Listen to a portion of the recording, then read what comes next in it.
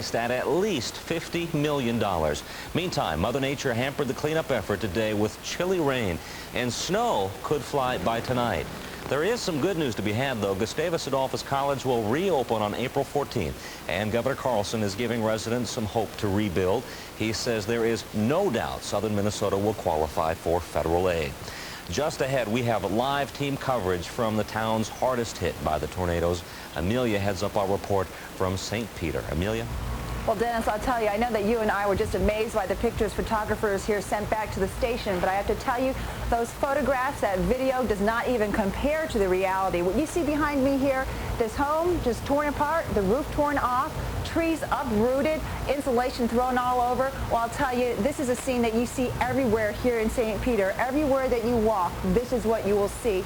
You know, most of us cannot even imagine what a recovery effort is like after huge storms like this hit. And I'm telling you, Mother Nature really dealt a cold and hard, wet blow to the people here who are trying to rebuild their lives. This is the first time that it actually hasn't been raining all day. Now, for that part of the story, we're going to go to WCCO's Bill Hudson, who is standing by live right here in St. Peter. Bill? Well, that's absolutely right, Amelia. The weather is simply turning the misery of tornado victims into something that is downright miserable. As you know, today it was very wet and windy, very cold. For lack of a better term, it was bone-chilling temperatures down here. But this is recovery work that must go on. Okay, here we go. It's moving day for Bert Williams and friends, but not by choice. Rain will surely damage what the tornado did not in his brother's home. Though cold and wet, his crew stays upbeat. It'd be a lot nicer if it was about 70 degrees with the sun shining. Utility crews are hard at work clearing down trees and power lines. Restoring electricity is a top priority. How wet are you? Soaked. Very much so. One more shot. Many who suffered damage have nowhere to go and remain in their homes with no power or heat. Tom and Kathy Tepley are getting help patching holes in their roof to keep the rain out. It's chilly. We have warm water and running water, of course, but makes it pretty miserable. But despite the pouring rain, volunteers continue pouring in to lend a warm hand on a very cold and wet day. It's well worth it to help the other people out. In the community, they help us out at times. Someday they might return the favor. You never know.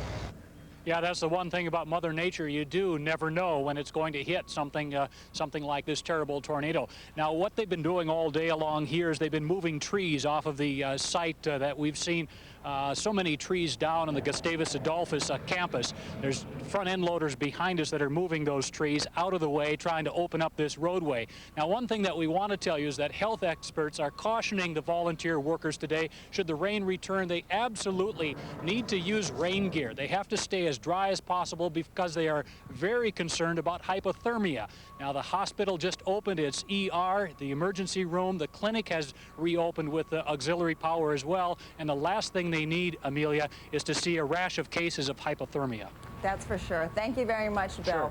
Now, one of the largest insurers in this hard-hit area is State Farm, and the company estimates that its 3,000 affected policyholders will actually have claims exceeding $9 million. A disaster team of adjusters today began paying those claims right on the spot, and as you can see, Lynn and Tom Bonet's home is just a total loss.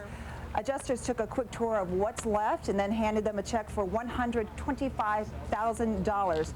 Other expenses will be paid for temporary living costs and lost or damaged belongings.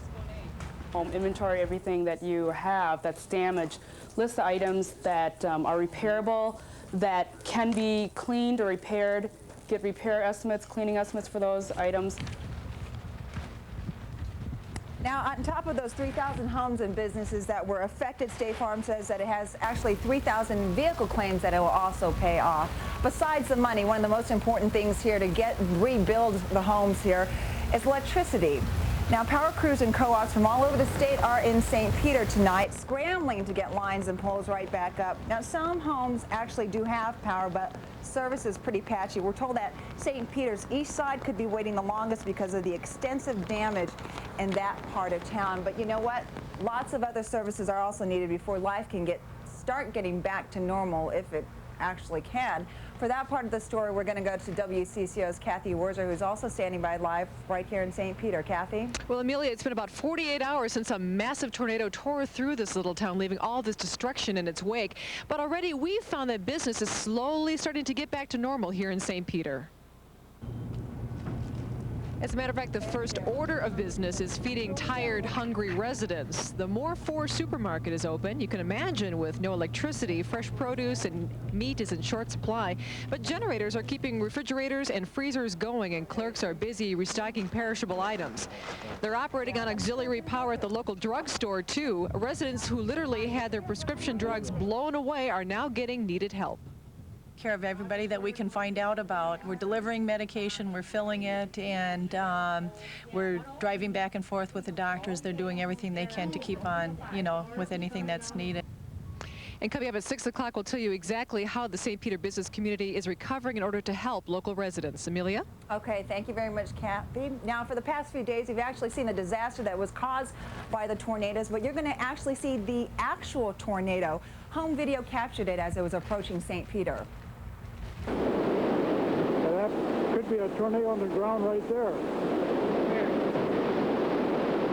The whole white thing there. Sunday, 4:52 in the afternoon, on a farm just south of New Ulm. Roy Yanni pulled out his home video camera and started taking pictures. It was incredible size. I saw a couple other tornadoes from a distance that were a lot smaller than this one. This one must have been at least a mile from front to back. With every minute, the sky grew darker and the funnel grew wider. Right there, see? Yeah. Over there. Yeah. Fascination turned to concern as the Yannis wondered, is it coming our way? It looks close enough to me here. Oh, ooh, I've seen sparks fly there. Electric lines. Those sparks sent the family flying inside and downstairs until... Tornado's past now. Got some good-sized hailstones here, though. A survey of neighboring farms showed Roy Yanni just how lucky his family was. Schneider's barn. Looks like that's completely gone. Hello, I'm Don Shelby. Amelia will join us in St. Peter in just a moment. The spring twisters were bad enough, but now there's cold, damp weather and the possibility of snow, quite a little bit of it. The big concern tonight for the people down there is hypothermia. Temperatures are in the 30s now, and most tornado victims are without any kind of power. FEMA officials are now in the area to estimate damage. All of the highways into St. Peter are closed. Too much traffic yesterday slowed down the cleanup process. We have a team of reporters covering this story. We want to begin with WCCO's Amelia Santinello live in St. Peter. Amelia. Well, Don, as you can see behind me, I'm telling you the weather down here is just not cooperating. It is rainy, it is miserable, it is cold, and many of the homes here still do not have heat or windows. But the cleanup effort does continue, and the town is looking a little bit better than what we showed you yesterday.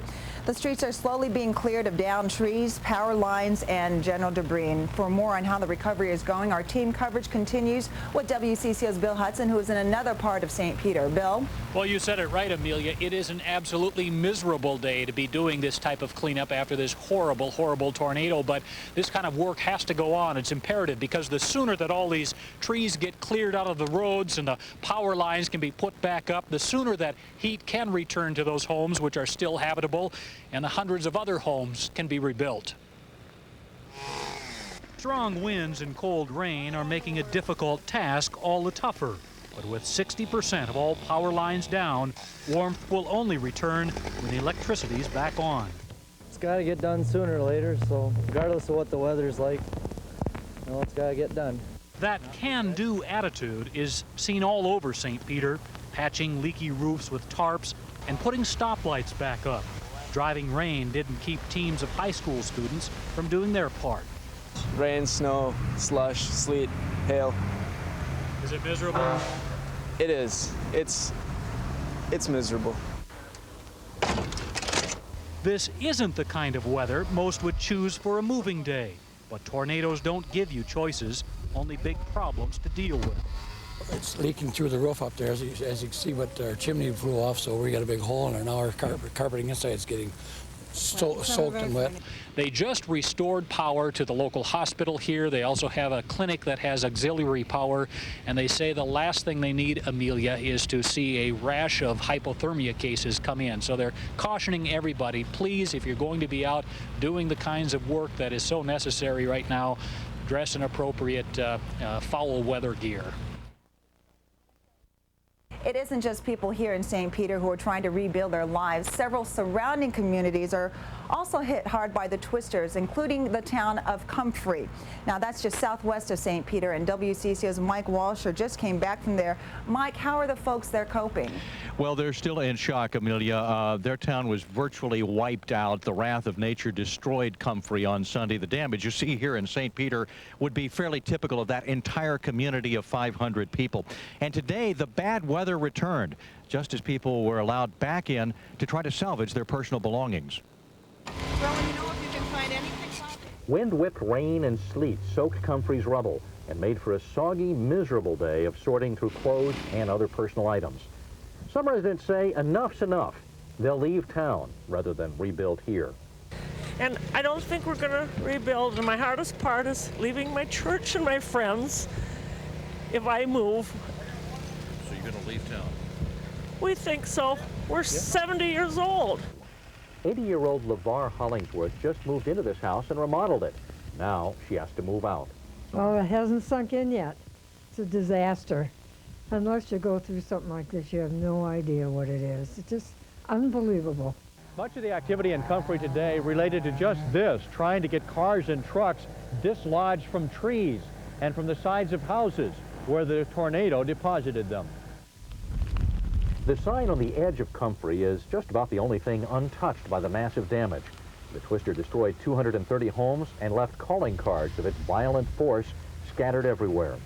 People here say a decision on rebuilding the heavily damaged school is the key to whether Comfrey recovers or remains pretty much as it is now, a virtual ghost town. Most of the people here are probably in their 50s or older.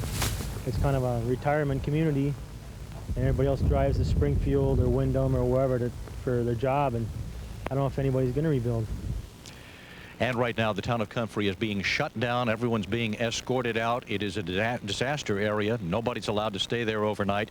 But, Amelia, some people will be allowed back in coming days to continue with the cleanup. Rebuilding, though, is kind of a misnomer. Getting a little bit ahead of ourselves. It'll be some time before they begin to rebuild that town.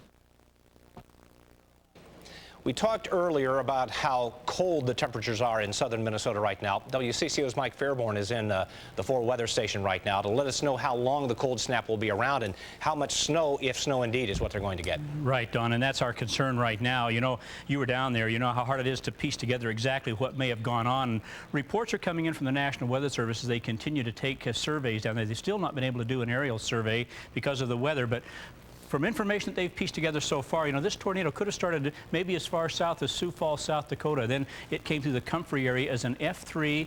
It kind of skipped over Nicollet a little bit, not as much damage there at least as in the St. Peter and the La Center area. F3 tornadoes. Then it kind of died down as it moved through La Center and into Lonsdale. We don't really know how strong it was, but if you take a look at an F3 scale tornado, strong tornado, winds of 58 to 206 miles an hour, capable of extreme damage.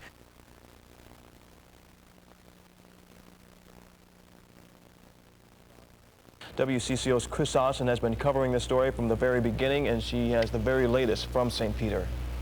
Dave, yeah, first rain, now it's snowing, and it's going to make cleanup difficult again today. We were speaking with some Gustavus people earlier. They have yet to board up all the windows in the dorms. They're not even close to finished with that. And of course, residents are having a hard time with this as well. We just ran into Bob Mayland here a short time ago, St. Peter resident. Good morning, Bob. Good morning. And you can see Bob's house in the distance there, that white house. Bob, what have you had to do to protect your home from the elements?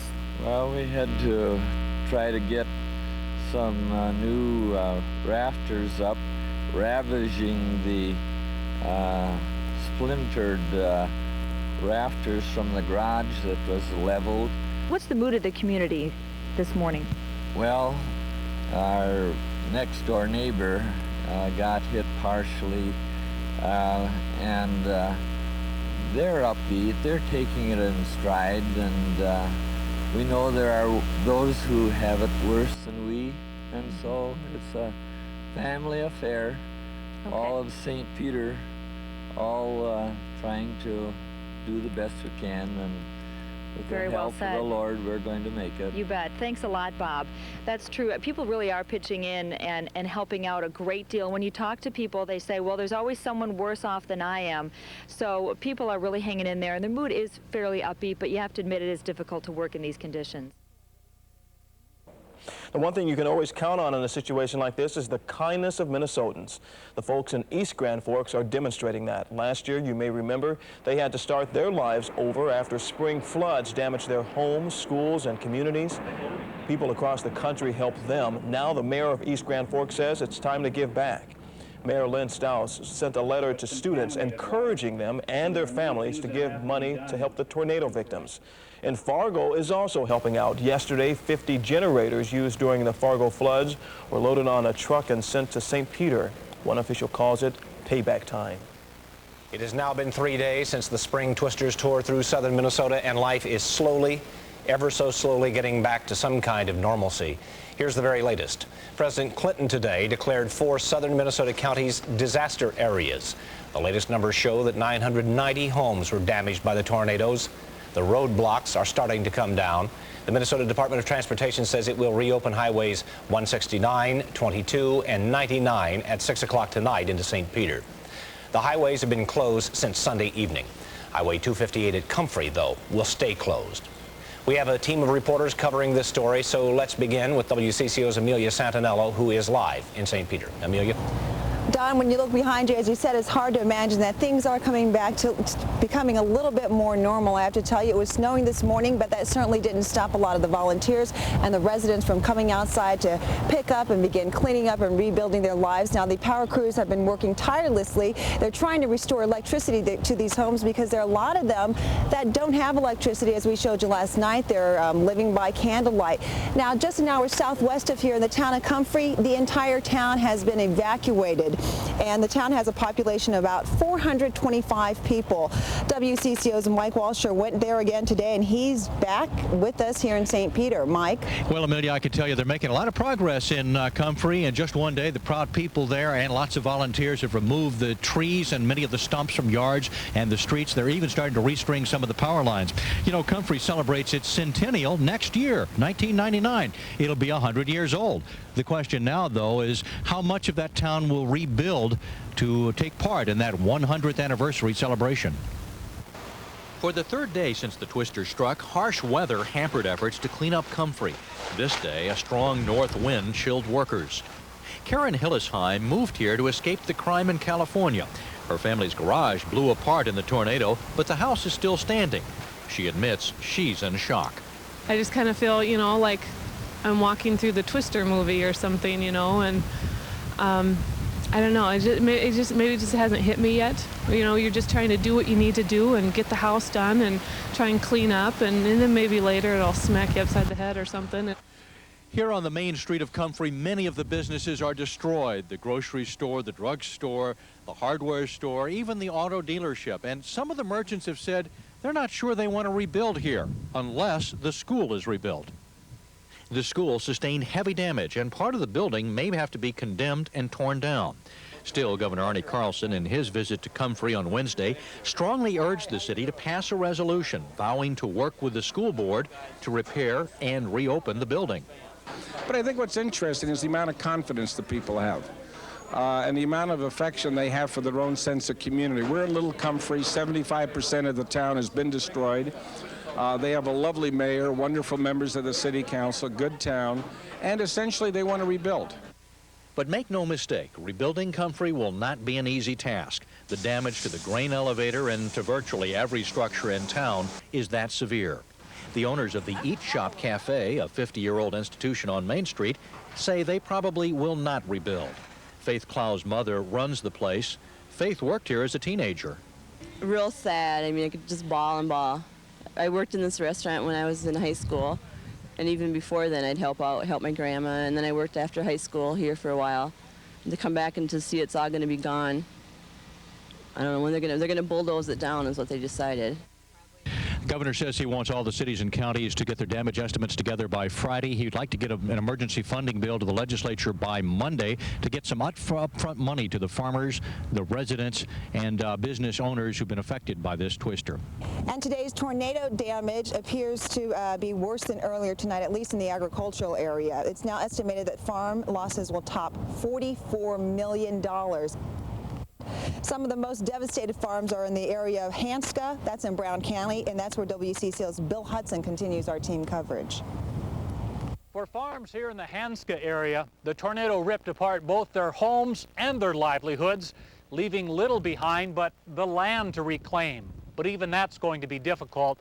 On a farm site as messed up as this one, where do you begin? Kenny Browlick looks around his farm home and can't believe it's real. But a visit by his insurance adjuster will soon determine if he'll replace what Sunday's tornado ripped away. Over there is a pig barn, a garage, single-car garage with a greenery, a barn, part of the milk house. And back there's the machine shed. Across the road, his neighbors are not as lucky. Along with their twisted machinery, grain bins, and barns, their homes gone too. All but some jars of canned beans, mangled or missing. The twister's fury tore a swath so wide and long, it's now believed 300 farms were damaged or destroyed. This is what Virgil Schmeissing's farm looks like, a mess of twisted trees and machinery. With rain and no roof on his grain bin, all 5,000 bushels of corn had to be pulled out, but without power to run the augers. With stubborn portable generators, he'll find a way to get by. Inventive, I guess. You do the best you can. It's nearly impossible to calculate the total farm losses from this disaster. Certainly the homes, the buildings, the machinery and animals can be replaced. But how do you calculate the cost of lost opportunity for the many farmers like this one who stand very little chance this spring of getting back in the fields? Hometown banks are putting competition aside, and they're teaming up to help St. Peter get back on its feet. The presidents of 3 independent banks met this afternoon. They came up with a plan to offer low-interest loans to those who need money right now. Banks will ease credit requirements and cut red tape for 7.5% loans, in addition to the federal disaster aid that's been made available. Our money we're lending out, and again, we're behind the community because as the community goes, so goes the banks.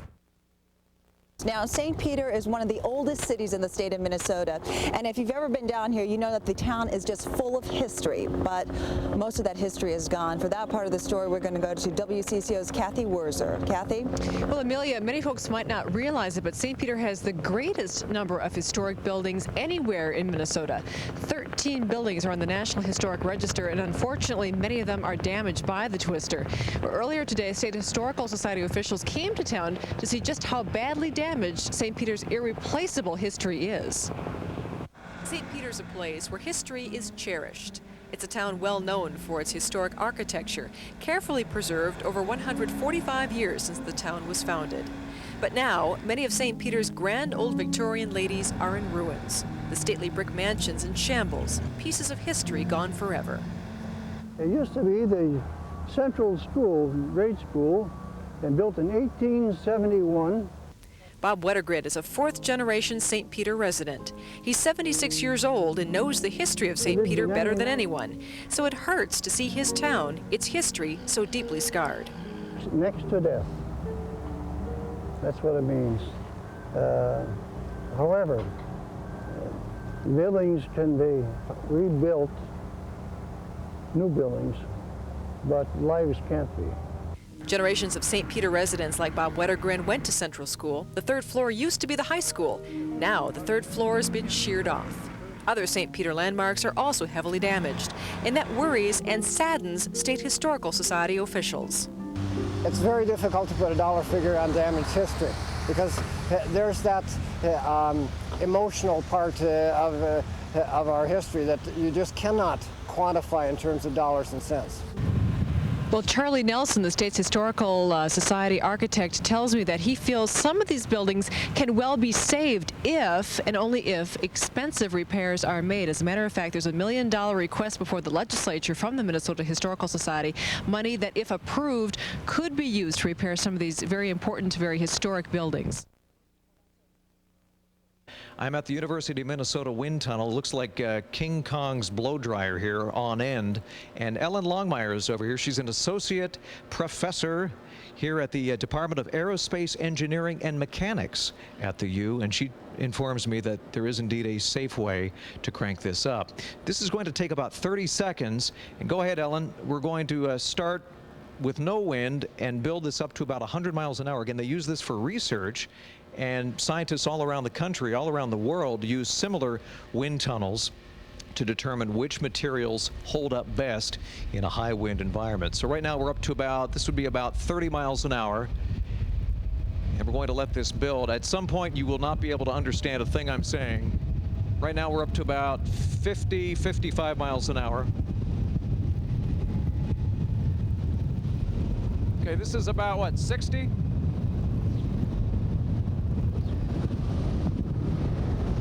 The problem is that the tornado that hit southern Minnesota, this happened in a matter of seconds. This is taking about 30, 35 seconds to ramp up. And it's actually, it's difficult walking against this. Right now we're up about 100 miles an hour right now. And it's difficult to stand up. Okay, is that about it? Okay, I'm going to try to, okay. When a tornado strikes, it's not only the high winds, but a sudden drop in barometric pressure that causes houses to literally explode. Again, that was some idea of what the winds in a tornado are like.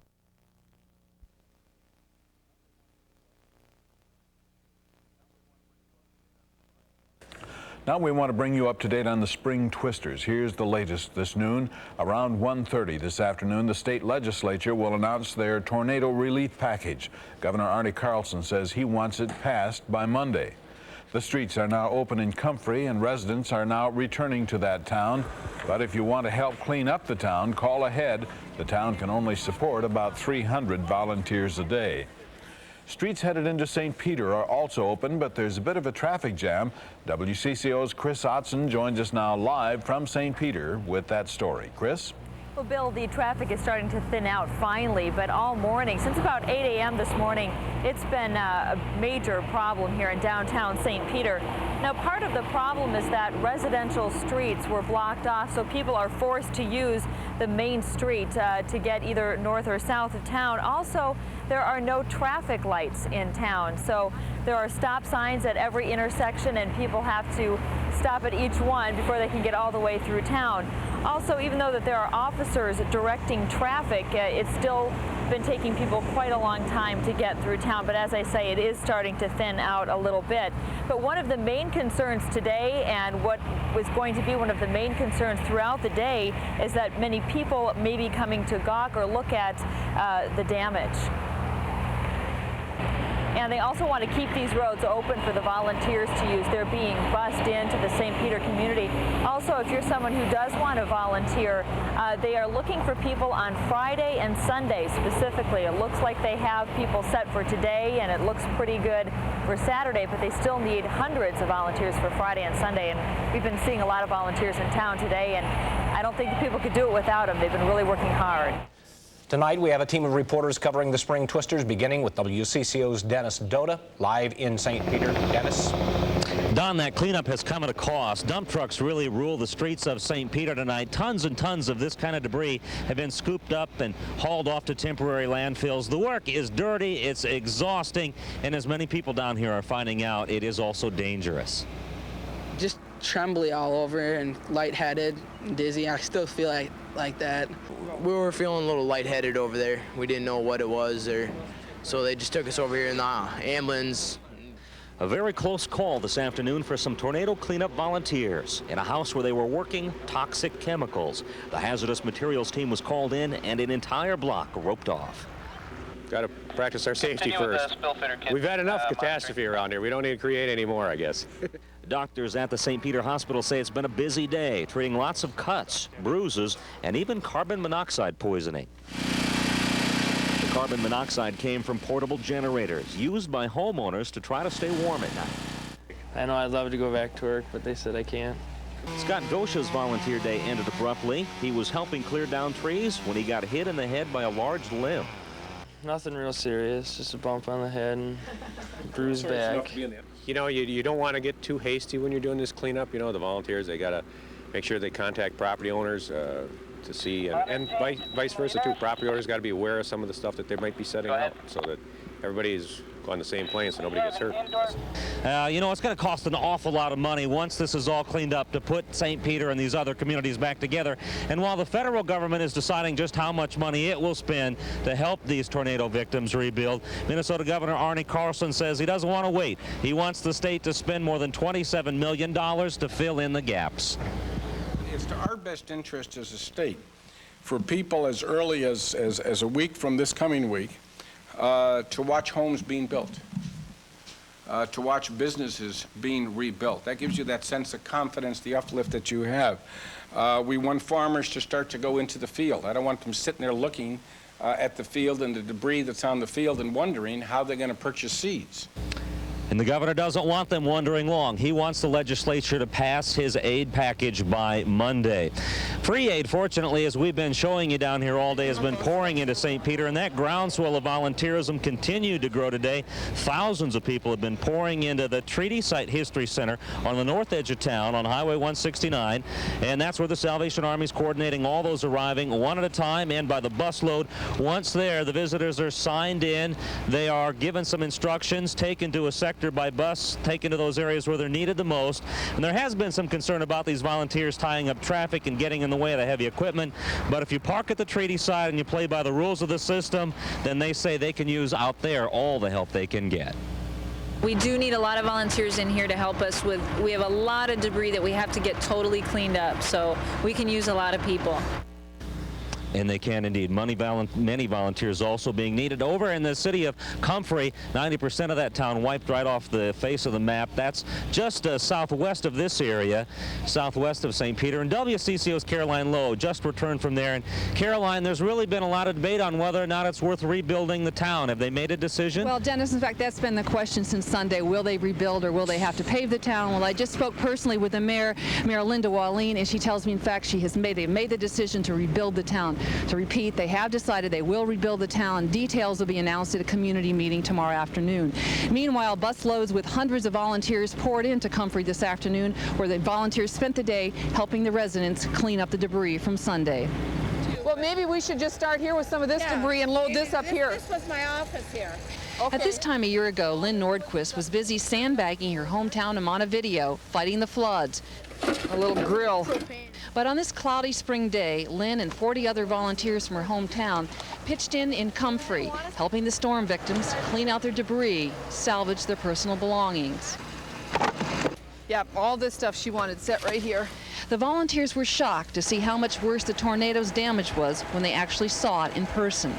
Well, it was nothing like this. I mean, when we were in the flood in Montevideo, it was the people had time, to get their belongings and stuff out. This is just